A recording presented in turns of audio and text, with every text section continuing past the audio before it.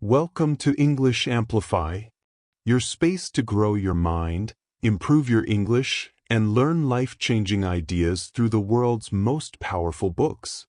In every video, we take a deep journey into a book that has changed millions of lives. We break down the most important lessons, explain them in simple English, and show you how to apply them in your daily life.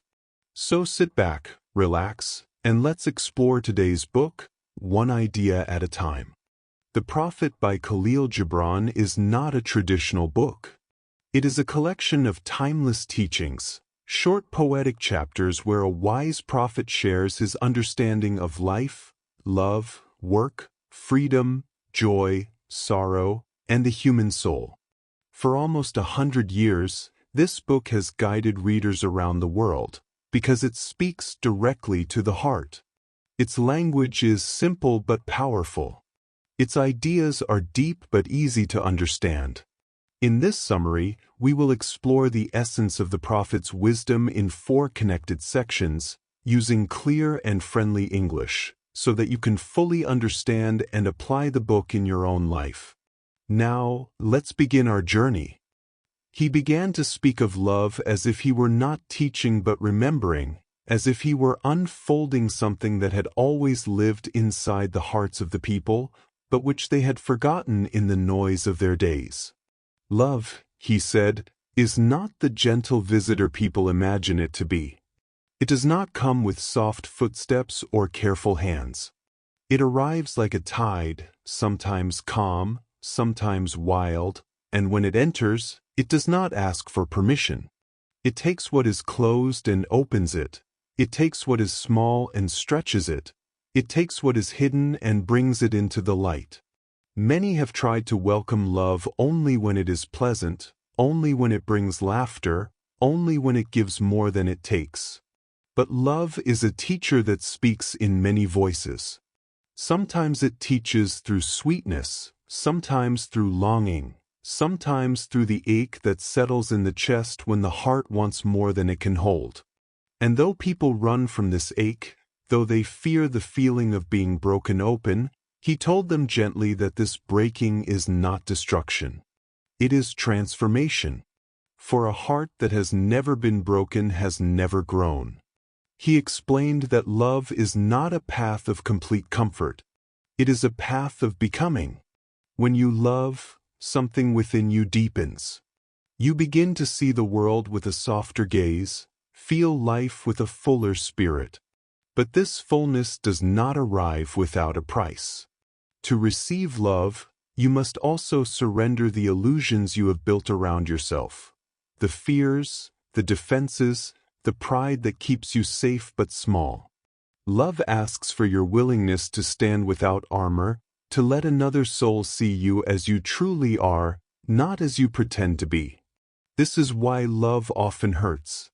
Not because it is cruel, but because it is honest. And honesty can cut deeper than any blade.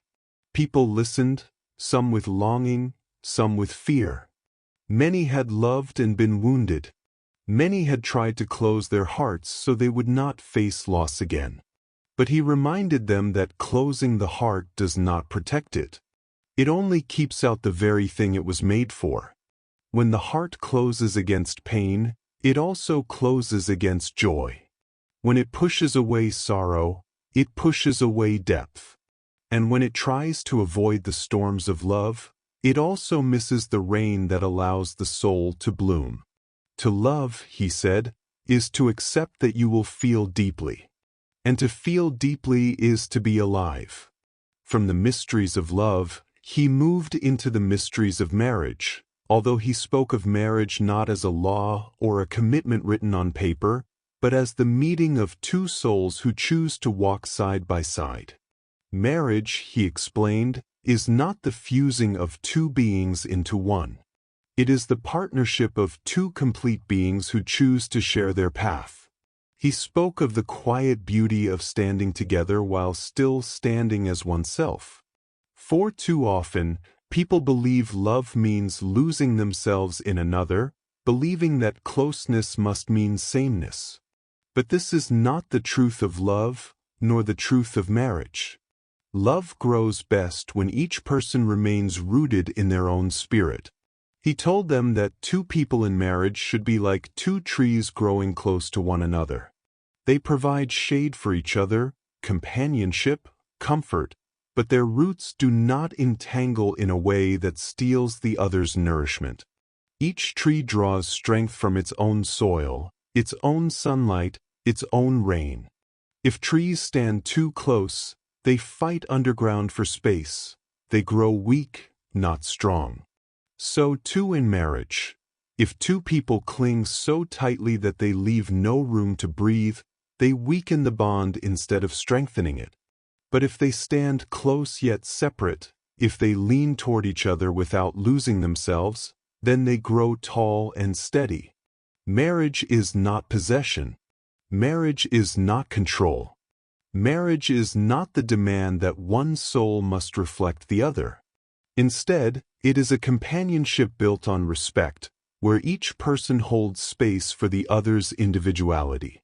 He told them that they may share a cup of life, but not drink from the same cup at the same time. They may stand near the same fire, but neither must extinguish the other's flame. They may sing to the same melody, but each voice must carry its own tone. For love thrives when both partners stand fully alive within themselves. When the question of children rose among the people, he spoke with a softness that quieted the sea of voices. Children, he said, are not born to complete the lives of their parents. They come into the world with their own destiny, older than the dreams of those who brought them forth. A parent's love is deep, but it must not become a chain. You may give your child shelter, but not your thoughts. You may give them your love, but not your life. They come through you like arrows shot from a bow. You are the bow, steady and shaped by experience. But the arrow travels into a distance you cannot follow. Parents often believe that because a child comes from their body, the child must belong to them. But this belief is an illusion. Children belong to life. They are born with their own rhythm, their own identity, their own calling. Parents may guide them, but they cannot mold their souls. A child is a guest in the home, not a possession. They are born to grow beyond their parents, to see horizons their parents never imagined, to feel dreams their parents never dared to dream. The greatest gift a parent can offer is not control but trust, not fear but faith, not shaping but supporting. He reminded them that children carry within them the seeds of tomorrow. Parents carry the memories of yesterday. Tomorrow cannot be built with the walls of yesterday. It must be built with the open sky of possibility. To love a child is to honor their future, not to imprison them in your past. From the topic of children, he moved naturally into the emotions that rise and fall within every life, joy and sorrow. Joy, he said, is not something you can have without having known sorrow. They are woven together in a way that cannot be separated. When life carves you with sorrow, it is shaping a deeper space within you so that joy may fill it later. A heart that has never known sadness cannot hold joy in its fullness. For sorrow expands the heart, and expansion often feels like breaking. People often ask why sorrow must exist. They want a life filled only with laughter, only with comfort. But he told them that a life without sorrow would be like a field that never feels the rain, like a cup that is never emptied. Joy becomes richer because sorrow has carved the space for it. The pain of loss makes the gift of presence sweeter. The ache of absence makes the moment of return more meaningful. Happiness that has never known sadness becomes shallow, thin, fleeting. Happiness born after sorrow becomes profound. He explained that sorrow is not a punishment. It is a process. It is the heart's way of growing. When sorrow enters, it is easy to feel broken, to feel abandoned, to feel weakened. But the truth is the heart is strengthening itself in ways that cannot be seen at first. It is learning to hold more, to feel more, to appreciate more. And just as the dawn feels brighter after a long night, joy feels deeper after sorrow has touched the soul. From sorrow he transitioned into pain, for pain is sorrow's companion. Pain, he said, is the breaking of the shell that encloses understanding. Every growth requires a breaking. The chick must break its shell to live, the seed must split open to sprout, the earth must crack for the water to rise. Without this breaking, nothing new can be born. People fear pain because they misunderstand it. They see it as a sign that something is wrong. But pain often means something is changing, something is evolving, something is ready to emerge. Pain is a signal that you are outgrowing an old part of yourself. You may resist it, you may try to avoid it, but pain will find you when the time for growth has come. Not as an enemy, but as a guide.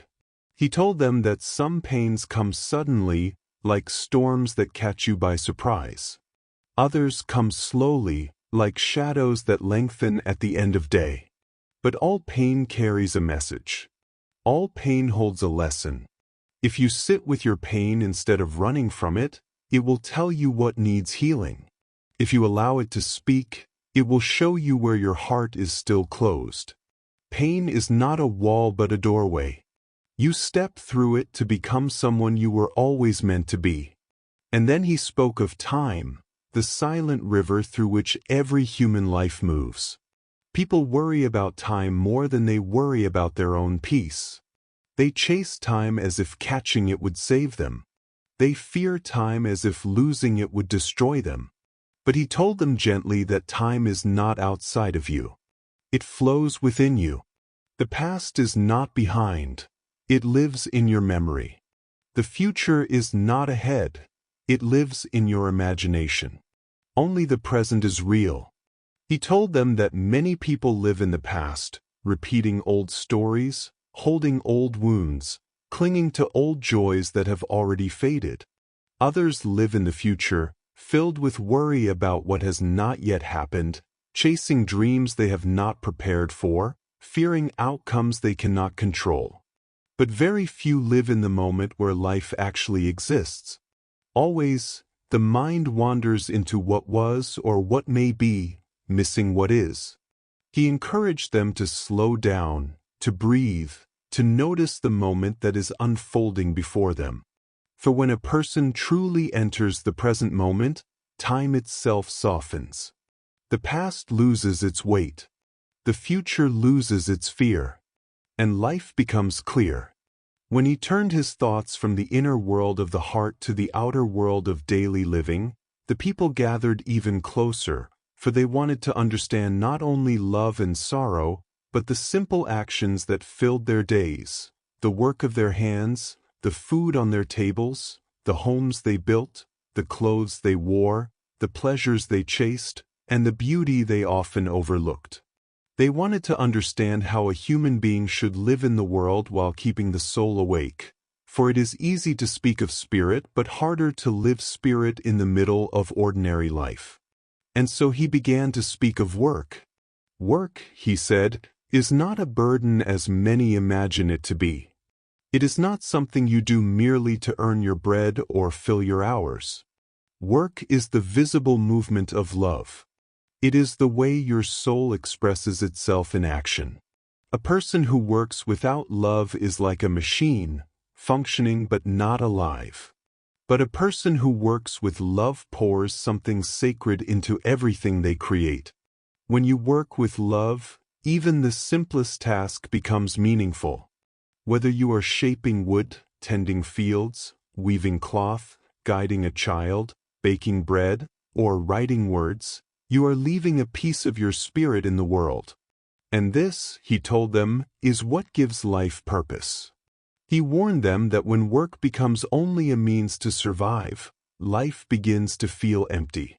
But when work becomes a way to contribute, to serve, to create, to bring something beautiful into the world, life becomes rich. You may not always choose the work you do, but you can choose the spirit with which you do it. And it is the spirit, not the task, that determines the meaning behind your actions. He told them that a loaf of bread made with a loving hand carries a different nourishment than a loaf made with resentment. A garment sewn with care offers more warmth than one stitched merely to earn coin. And a word spoken with kindness carries more weight than one spoken only out of duty. Work done with love becomes prayer. Work done without love becomes labor. From work he moved naturally into giving, for to give is to share the fruit of one's work. Giving, he said, is not only about offering material things. The true act of giving is to offer something of yourself, your time, your energy, your kindness, your presence, your understanding. Many people give only what is easy to give, what they do not miss. But true giving begins when you give from a place that feels meaningful. To give with joy is to let another person feel the warmth of your soul. To give with reluctance is to give only the object, not the spirit behind it. He told them that when you give, you are not really losing anything. You are participating in a circle of abundance. What you give returns to you in forms you may not expect. Sometimes it returns as gratitude, sometimes as peace, sometimes as blessings that arrive quietly. And if you give only when asked, your giving becomes transaction. But if you give because your heart feels full, then your giving becomes liberation. He reminded them that a river does not hold its water for itself. It flows because that is its nature. When generosity becomes your nature, you become like the river, open, alive, and deeply connected to the world around you. As he spoke of giving, people began to reflect on the things they worked for and the things they held dear. This led him to speak of food and drink. For even in the act of eating and drinking, he said, there is a spiritual rhythm.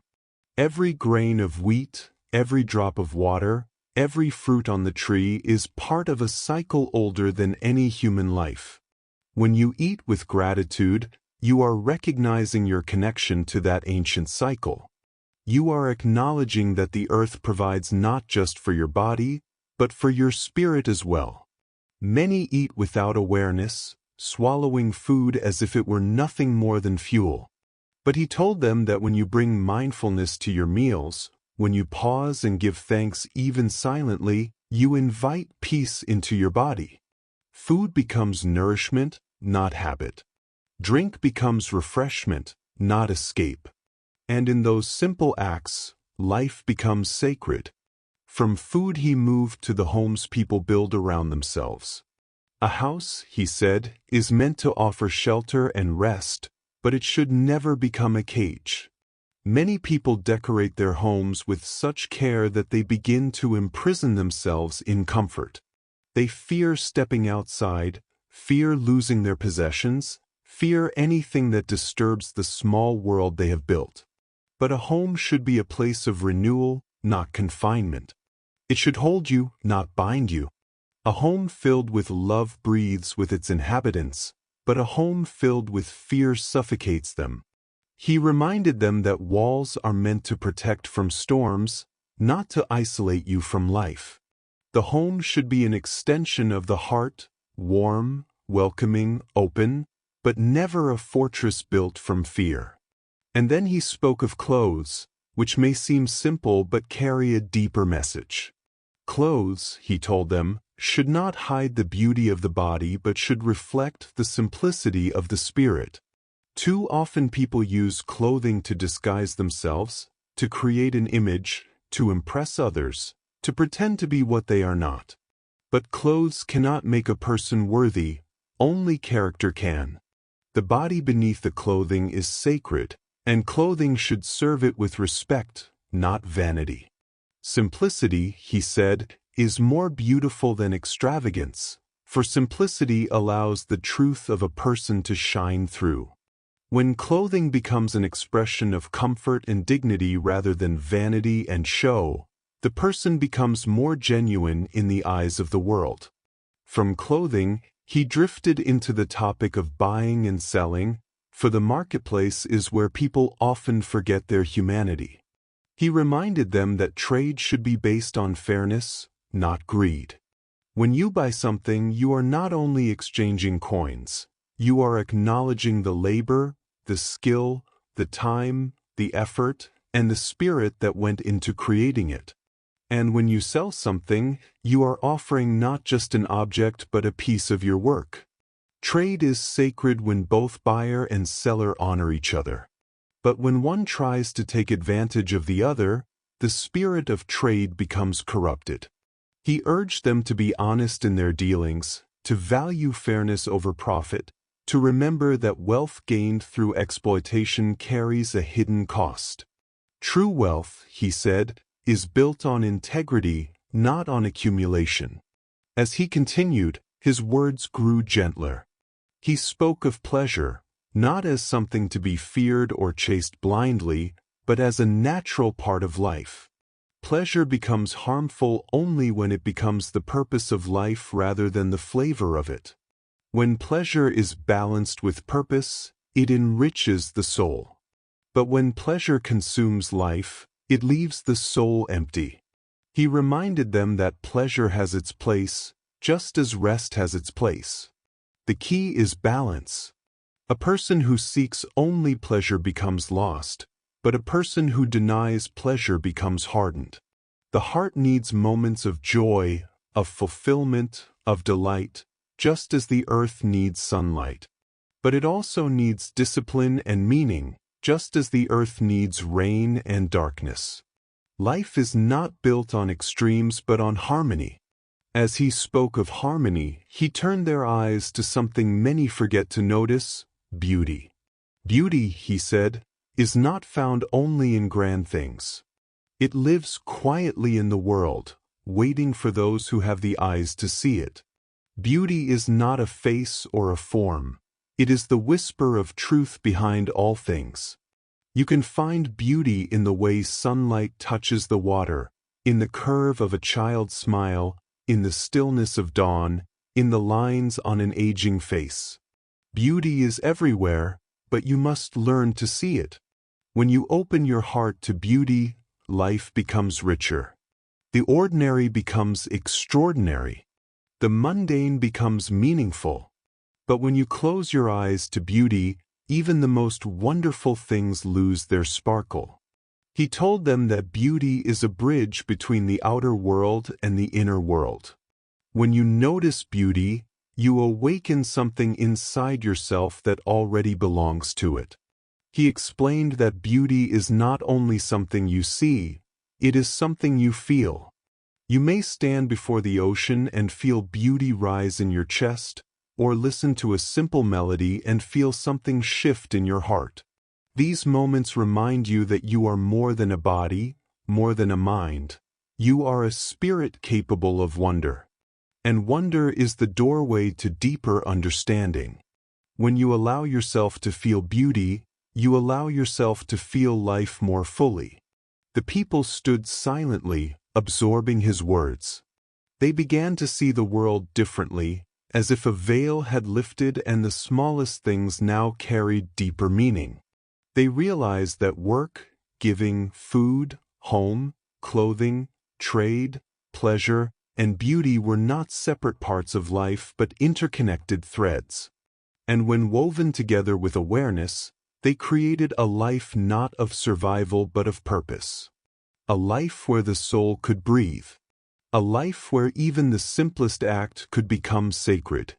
He paused then, letting his words settle into their hearts like seeds waiting for rain. And in that pause, the world seemed a little clearer, a little softer, a little more alive. Human nature, the prophet explained, is not a simple thing. It is made of forces that pull in different directions, and these forces must learn to coexist if a person wants to lead a balanced life. One of the first forces he spoke about was the relationship between reason and passion. People often believe that one must dominate the other, that a person must choose between being logical or being emotional. But the truth, he said, is that both are necessary. Reason is like the rudder of a ship, giving direction and stability, while passion is the wind in the sails, giving speed and movement. A ship with only a rudder goes nowhere. A ship with only wind becomes uncontrollable. Life becomes meaningful only when these two work together. When your mind guides your heart, and your heart energizes your mind, you move forward with clarity. But when passion overpowers reason, you lose balance. When reason suppresses passion, you lose life. From the tension between mind and feeling, he moved to the theme of self-knowledge. Self-knowledge, he said, does not come from books or from the opinions of others. It arises from within. The answers people seek about themselves are already present in the deepest layers of their being. But most people live too far from themselves to hear the quiet truth inside. They search for identity in work, in relationships, in appearance, in status, in achievements, yet all these things are temporary and external. To know yourself is not to measure yourself by the world's standards, but to listen to the voice that has been speaking inside you since the beginning. This voice is often drowned out by noise, fear, desire, comparison, distraction, but it never disappears. When a person turns inward with honesty, they discover the parts of themselves that have been waiting to be seen. And when they know themselves, they interact with the world from a place of stability rather than confusion. Understanding oneself naturally leads to understanding how people relate to each other. So he spoke of friendship, explaining that a friend is not someone who simply shares your laughter but someone who shares your truth. Friendship is not built on entertainment or convenience but on honesty, respect, and trust. A true friend does not agree with everything you say. They help you see what you cannot see. They hold your growth as carefully as their own. Many friendships fail because people expect their friends to mirror them, to behave exactly as they would behave. But he reminded them that a friend is another world, another perspective, another way of being. Friendship becomes beautiful not when two people are identical but when each allows the other to exist fully. A friend does not complete you, a friend expands you. And in expanding each other, both grow. From friendship he moved to the subject of talking. Words, he said, carry power, but most people use them without awareness. Speaking too much weakens meaning. Speaking without intention weakens relationships. He explained that people often talk not to express truth but to escape silence. Yet silence is not empty. It is the place where understanding grows. When people speak only to fill silence, their words lose weight. But when they speak from thoughtfulness, each word becomes a tool of connection. He encouraged them to talk less but say more, to choose words with care, and to value moments of silence. In silence, people hear themselves more clearly. And when they hear themselves, they speak more truthfully. From speech he moved into the question of good and evil. Good and evil, he said, are not separate forces battling in the world. They are different expressions of the same human nature. A person is not wholly good or wholly evil. The same heart that shows kindness can also harm. The same hands that build can also break. But evil, in his view, is not a force born from darkness. It is simply good that has lost its way. Every harmful action is rooted in confusion, pain, or ignorance. When a person harms others, it is often because they themselves are hurting. This does not justify wrongdoing, but it helps explain it. Understanding this helps people judge less and reflect more. Instead of asking, "Why is this person bad?" they begin to ask, "What pain created this behavior?" And when they approach each other with this kind of understanding, compassion becomes possible. This naturally led him to speak about crime and punishment. In society, he said, crime is not merely the act of one individual but a reflection of the condition of the community. When someone breaks a law, it is not only a personal failure but also a sign that something within the larger environment has been neglected: education, support, connection, compassion. Punishment alone does not heal the root of crime. True justice requires understanding. A society that responds only with punishment does not cure the illness. It only hides the symptoms. Healing a community requires addressing the deeper issues that create harm: poverty, loneliness, lack of guidance, broken systems. When society sees criminals only as enemies instead of wounded members, it fails both the individual and itself. Justice should not be motivated by revenge but by restoration. Connected to crime and justice is the idea of laws. He explained that laws are necessary, but they must remain flexible. Laws should guide human behavior, not imprison the human spirit. Too many laws create fear, too few create chaos. A balanced society is one where laws protect people but do not restrict their ability to grow. A law that is written without compassion becomes a weapon. A law that is written without wisdom becomes useless. Laws must evolve as people evolve, for societies are living entities, not frozen structures. He reminded them that no law can replace conscience. A person who follows only the law without seeking inner truth becomes mechanical. A person who seeks truth without respecting laws becomes reckless. Wisdom lies in balancing the two. He paused then, letting his words flow into the minds of the people as gently as water seeps into the earth. In these reflections on reason, passion, self-knowledge, friendship, speech, good and evil, crime and punishment, and the nature of laws, he was not giving commandments. He was revealing the quiet truths that shape human behavior. These truths are always present, but rarely examined. And when people fail to understand themselves, they fail to understand each other. When they fail to understand each other, society breaks apart. He reminded them, without raising his voice, that human beings are not simple creatures. They are full of contradictions, light and shadow, strength and weakness, clarity and confusion. But these contradictions are not flaws. They are the ingredients of growth.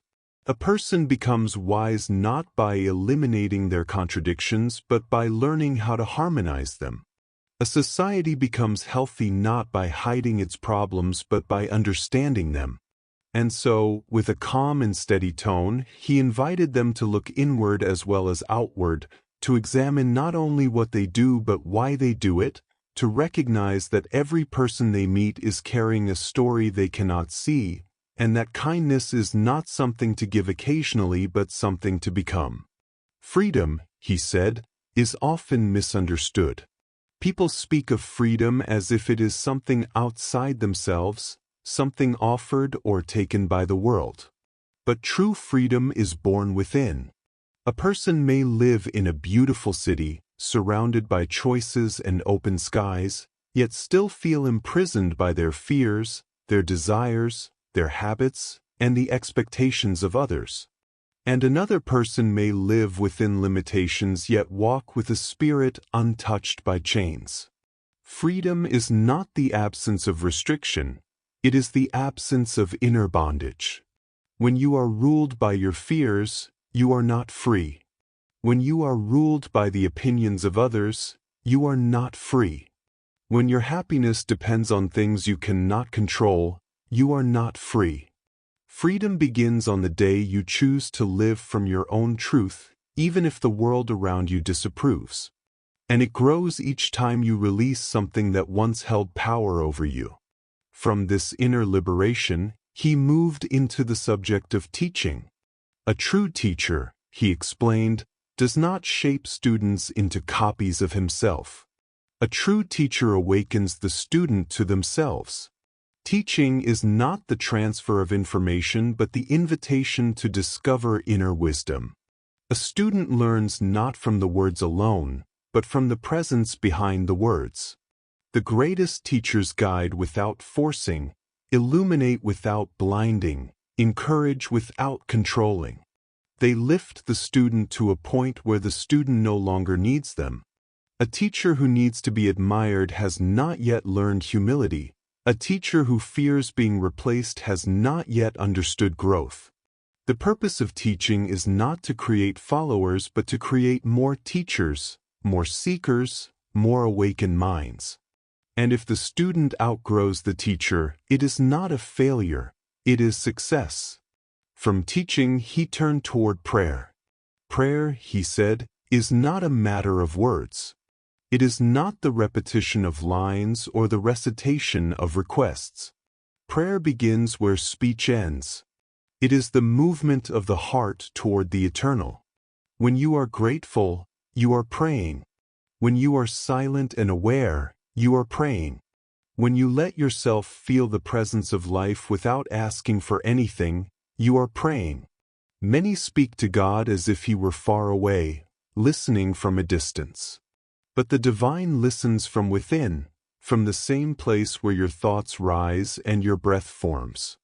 Words can help you focus, but it is the longing behind the words that reaches the divine. A silent heart can pray more deeply than a loud voice. And the best prayer is not a request, it is a surrender. Not, give me this, but, guide me. Not, change my life, but, change me. In this surrender, prayer becomes a path to peace. From prayer he moved into religion. Religion, he said, is often confused with rituals, traditions, and systems of belief. But religion in its purest form is the act of living your truth. God is not found only in temples, churches, or holy places. God is found in every breath, in every act of kindness, in every struggle to be better, in every moment of awareness. When religion becomes a set of rules without understanding, it loses its spirit. When religion becomes the worship of symbols instead of the search for meaning, it becomes a cage. The divine does not demand complexity. It asks for sincerity. It does not ask you to follow blindly, but to seek deeply. True religion is not about belonging to a group, it is about belonging to yourself, returning to the essence of your being, and recognizing the sacred within all things. And when you live with awareness, compassion, and truth, you are practicing religion in its highest form, even if you never speak a single prayer aloud. He then spoke of death, the topic the people feared most. Death, he explained, is not the extinguishing of life but the completion of a cycle. Just as the day ends but the sun does not die, the body ends but the soul does not cease. Death is the return to a greater home, a place the soul has known long before the body was formed. To fear death is to fear a rest that you have earned. The body grows tired, the mind grows weary, but the soul continues. Death is a release, not a punishment, a transformation, not an end. If birth is the beginning of a journey outward, then death is the journey inward, the return to where all journeys begin. And just as sleep comforts the tired, death comforts the soul that has lived fully. When you understand this, fear softens.